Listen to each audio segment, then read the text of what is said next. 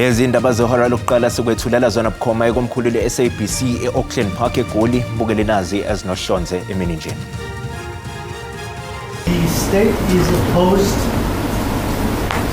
to the bail in respect of accused number 1, as he is currently in custody on another matter.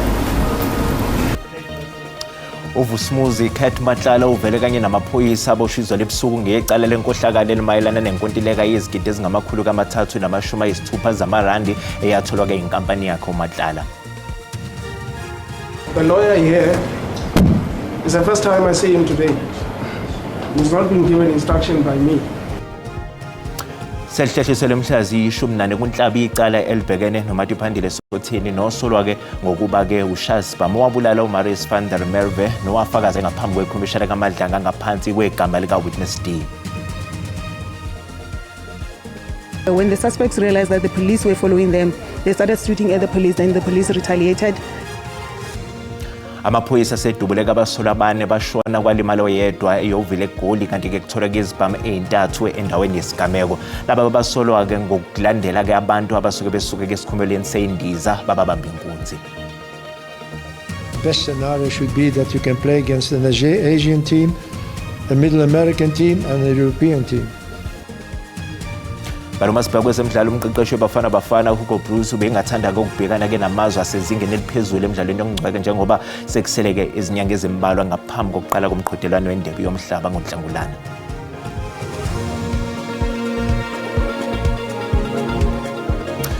Ukuthola kube kwembukeli ngiyakwamukela ke ezindabeni zehora lokuqala ezinqqa phambili kanti futhi ke ezihamba phambili kwe-SABC 1 eMzansi for sure kanjalo ke nakwe-SABC Lehigh. Mina ke igama lami nginguDawud Phungula. Bukeleka isingene kuzo ezihamba phambili emini nje.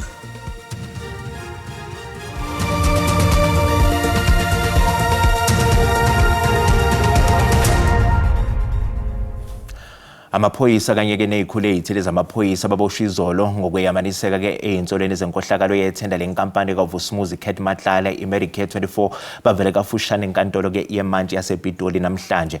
Bonke ke abasolwa ke bashaqwe uhlaka lwe-IDEC olubhekele ke amacala enkohlakalo ngaphansi kophiko lwe-NPA.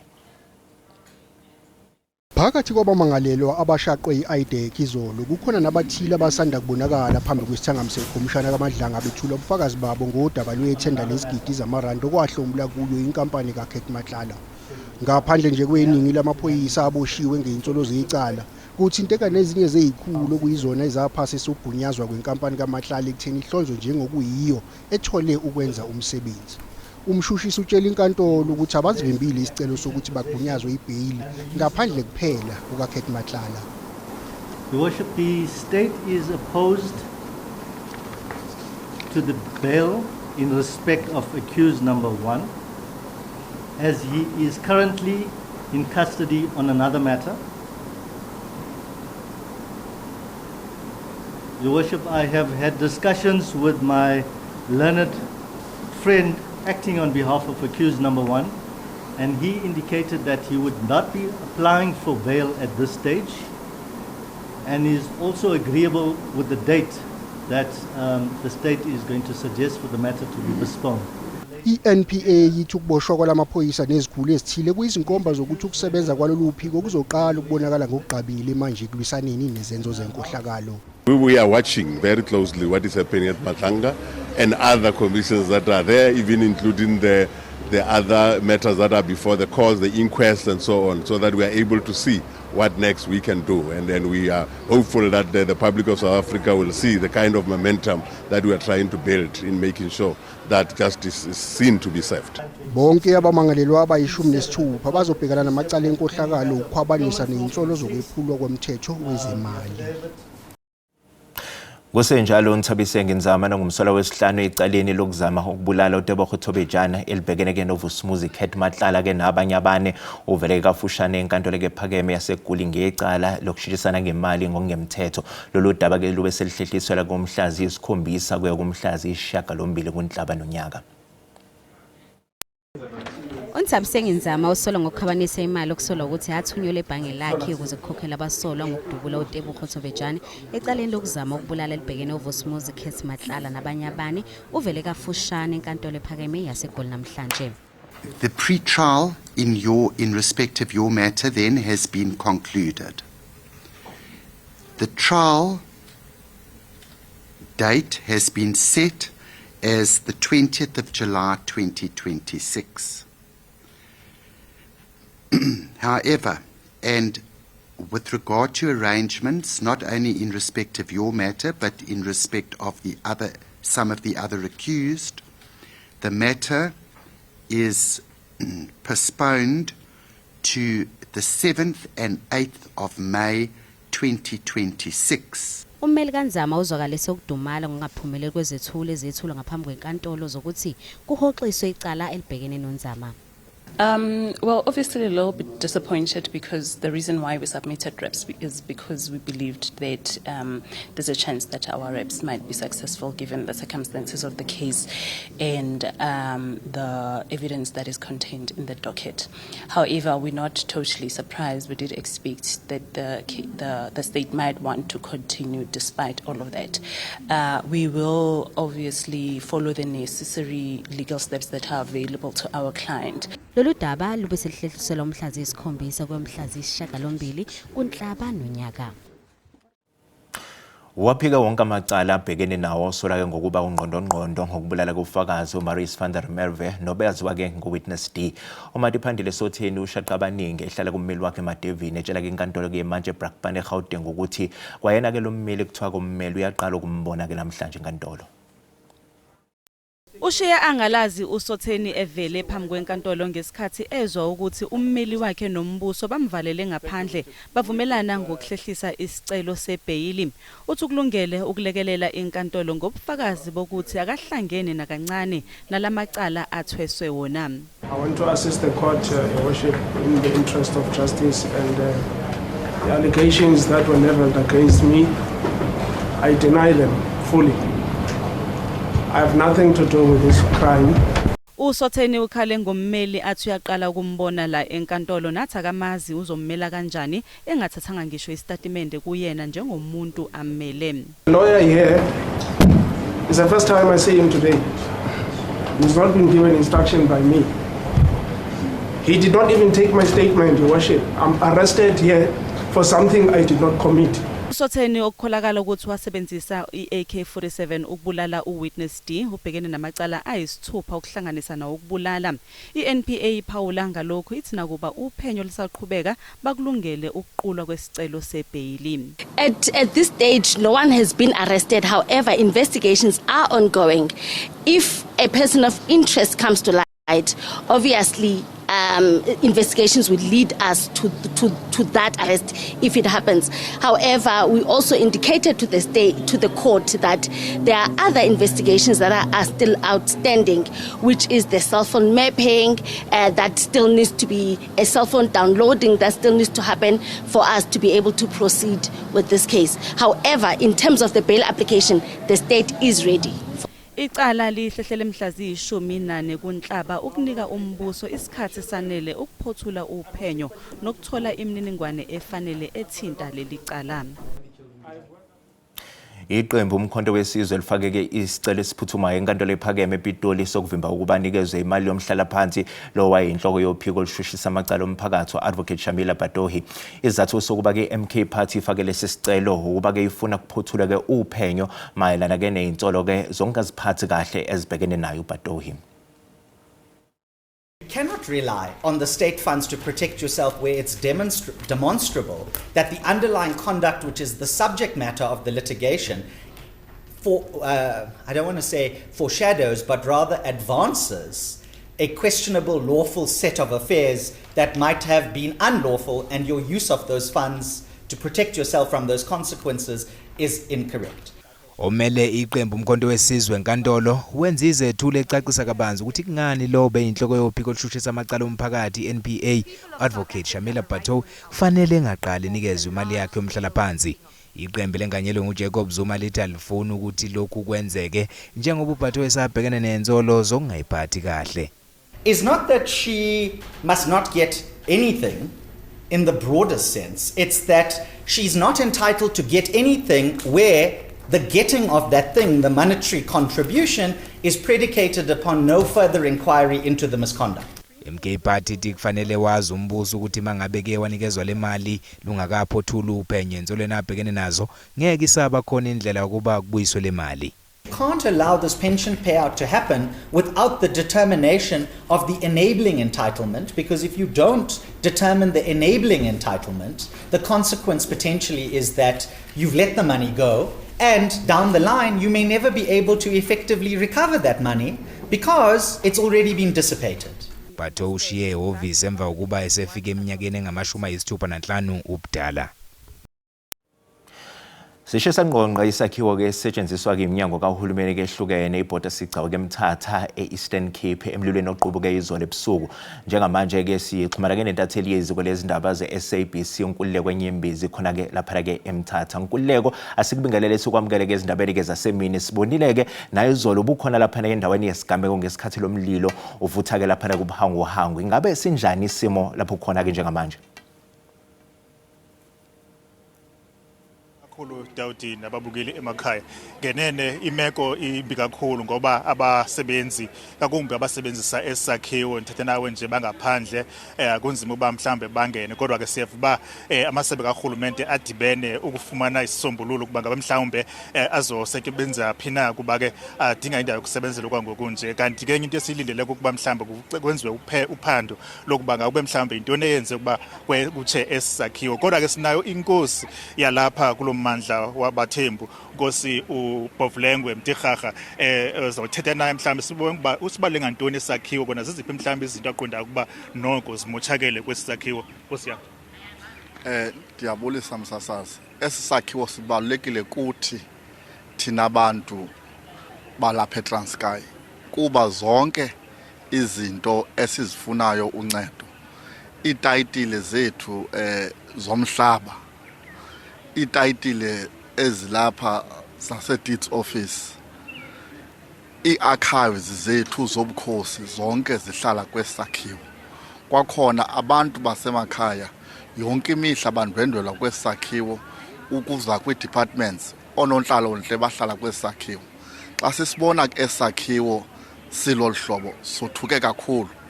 Eyona nto esikhwankqisa kakhulu yinto yoba ngaba umasipala ongaka uba mkhulu angakwazi ukuseyiva nditsho ii-floors ezintathu ngezicimamlilo.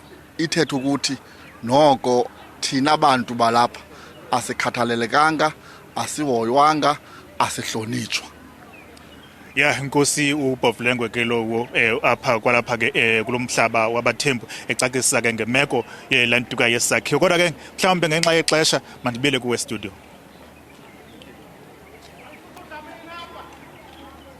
SABC Nkululeko Nyembezi sibikela bukhoma lapha ke Mthatha esifundazweni eEastern Cape. Mbokele ke sathi qhu ezitolo siyabuya ke nezinye izindaba ungayindawo.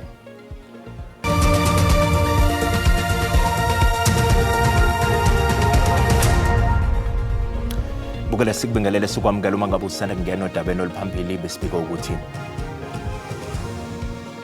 uVusumuzi Khet Matlala uvele kanye ke namaphoyisa aboshizwe lebusuku ngecala lenkohlakalo elimayelana ke nenkontileka yezigidi ezingama-360 zamarandi yatholwa ke inkampani yakhe uMatlala. Mbokela sikhumbuza ukuthi lezi ndaba ziyatholakala ku-YouTube naku-SABC Plus ngena kuzo zicinge ngamagama athi SABC izindaba nakanjani uzozithola ngomjalo bazo. I-AfriForum ithi ke ifuna ukuthi unobhala jikelele we-ANC ufikele Mbalula ashushiswe ke ngecala lenkohlakalo ke malungana ke nohambo lwakhe lwaseDubai alithatha ngasekupheleni kuka-2016 ngesikhathi esangungqongqoshe wezemidlalo. Ube ukuthi ke lolu hambo lwabiza imali ecela izinkulungwane ezingama-700 zamarandi kanti lwaxhaswe yinkampani ehlinzeka ke ngeyinsiza kuhulumeni.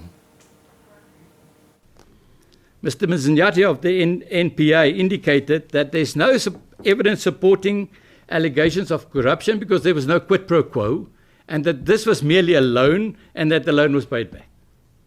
So those were the reasons given for the failure to prosecute.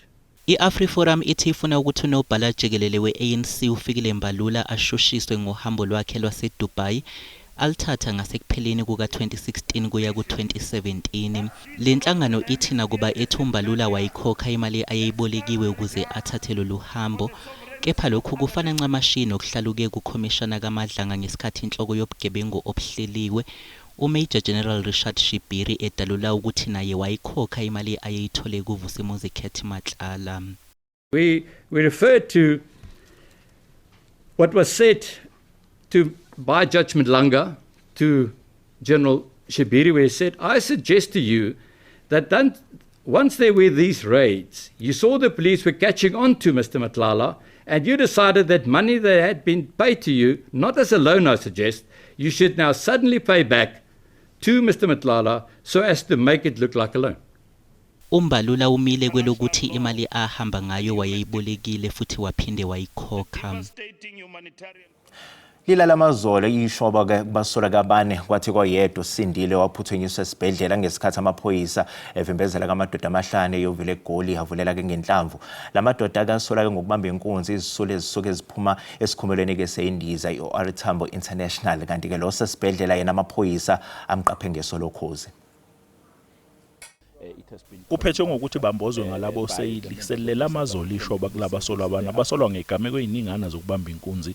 Isule isuke ibuye esikhumulweni seindiza uOR Tambo International okhulumela amaphoyisa eGauteng usigaxa amabhande uBrenda Mrindili uyachaza. Early this morning, Crime Intelligence contacted our operatives on the ground after they received information that there was going to be an incident of airport following. Then they gave the description of the vehicle. Then the team, comprising of our tactical response team, TRT, as well as Gauteng Traffic Air Wing, was called together with the private security company. Then they followed the vehicle. Losigaxa amabhande uchaze kabanzi nangohlobo lwebhame itholakele kulabasolwa okubika ukuthi bebecija itulo lokwelelesa kanti bakhe phansi isitsha sigcwele. When the suspects realized that the police were following them, they started shooting at the police. Then the police retaliated. The incident ended up with 4 fatalities and then 1 gunshot wound. The suspect has been taken to hospital under police guard. Ukhona umuntu oyizwile ibhame iqhuma uthi ubethuthumele ngaphakathi endlini enezingane zakhe. I heard a rain of gunshots. I knew something major was happening, so I decided to keep my calm in the house because I knew I was safe. Amaphoyisa athi lo msolo leso sibhedlela ugadiwe kanti uMededelo uzobhekana namacala afaka phakathi ukubulala kanye nokuzama ukubulala kanye nokutholakala ke nebhamu engekho emthethweni. Igama lami uCalvin wakwadludla eindabeni zeSABC ngibika ngisegoli. Inhlangano iMarch and March iholeke imarch yokuphikisana nokugcwala kwabokufika abakuleli ngokungemthetho ibambisana ke namaqembu ezombusazwe okubala kuwe Action SA neMKP enkabeni yedolobha iTheku. Umholi we-Action SA Herman Mashaba ugxeke uhulumeni ngalokho akuchaze ngokwehluleka ukubeka phambili izidingo zabantu baseningizimu Afrika ngokwanda kwabantu bokufika kuleli. 54% of them don't know where the next meal is going to come from. 54%. And 12 million of my own people, of South Africans, are unemployed today. We have the highest sustainable unemployment rate in the world. But is that the fault of foreign nationals? It is the fault of foreign nationals and this ANC and GNU government by allowing this nonsense to persist for so long. I hold the ANC government accountable. Kanti umsunguli weMarch and March uthi sekwanele manje ukuthi abokufika bazodanasa kuleli kanti bakhathele nokuyekelelwa nguhulumeni kulweni nokwanda kwabokufika kwelaseningizimu Afrika. The main message is that we're tired of not being prioritized in our own country. We're tired of illegal immigrants and we're tired of a government that doesn't listen to us. We are united in the fact that we want illegal immigrants out of this country and we continuously keep being provoked by them and our government is not acting. Instead, they want to point at us as the people that need to treat them well. What about their behavior? They're not highlighting how a foreign national is supposed to behave in another country. Uphethe ngelithi abokufika nabo bahambe beyolela amalungelo abo emazweni nabo njengoba nabo belela ukubekwa kwezidingo zabo eqhulwini. Umsolo wesibili ecaleni lokubulawa kukaSenzo Meyi wawubungani intanzi utsheleke inkantolo ukuthi akaze ahlale ke Phosphorus yena ke kanti wayeyahuma eyogida ingoma.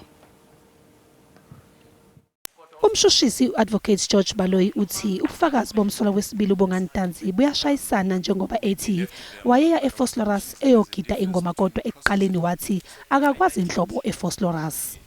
But that is in contrast with your evidence earlier on in cross-examination that you don't know Phosphorus. Kosenkantolo awekho phambana phambi kosenkantolo. Ifosolasi mina ngiyazi ngoba ngeke ngikutshene igama lapho uthi kuphi igama lapho uthi kuphi angiyazi lo ndawo ngoba ngiya lapha engigida khona ngoba ngiyahamba ngibuyele emuva eCattonville. Ubuzo ukuthi waya kangaki ukuyogida ingoma eFosloras. Angazi noma kukakodwa ngoba ngingajwayele ukugida ingoma eFosloras isikhathi esiningi. Ngoba kuhlukana ukuthi ingoma ingaliphi isonto. Mhlawumbe ukuthi iqondene nesonto mhlawumbe ngiyemsebenzini bengayi ingoma. Ebufakazini bakhe uNtanzi wathi uSayitsheni Mabhena wasebenzisa iplastic ukuze amncishe umoya. Ubuzweke ukuthi isenzo sikaMabhena sokumboleka umakhalekhukhwini wakhe ukuthi awusebenzise siyahambisana yini ukuthi wamhlukumeza. Siyahambisana kosekade uMabhena iphoyisa ngangizoshintsha ngani kube wengakafanele ifamily ukuthelezi nolebekini ngangizochintsha ngani kosenkantolo siphinde silungisela ngingashuthi phambi kodwa uMabhena wangiboleka ifoni akangiboleka uMabhena ifoni uyibambela ngesandla mina ngikhafiwe ngikhuluma ifoni egrand speak uyibambela ngesandla akangiboleka ngifoni. Icala liyaqhubeka.